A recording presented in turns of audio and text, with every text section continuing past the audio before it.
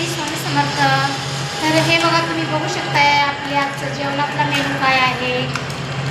हे भाजी बघा बरं, कोणी कोणी ह्या भाजीला ओळखते नक्की कमेंटमध्ये मला नक्की सांगा. हे बघा, मी आज मार्केटमध्ये गेल्यावर एक गावाकडची मावशी होती, ते मार्केटमध्ये बसली होती भाजी विकायला. तर त्या मावशींनी मला भाजी पैसे न घेता दिली. म्हणली बाई शेतातली हाय, घेऊन खा अशी म्हणून. नाही बघा, त्या मावशींनी मला ही भाजी दिली आणि मी आवडीने बनवली. आणि ही भाजी मला खूप आवडते बरं का. हो, भाजी कशी आहे?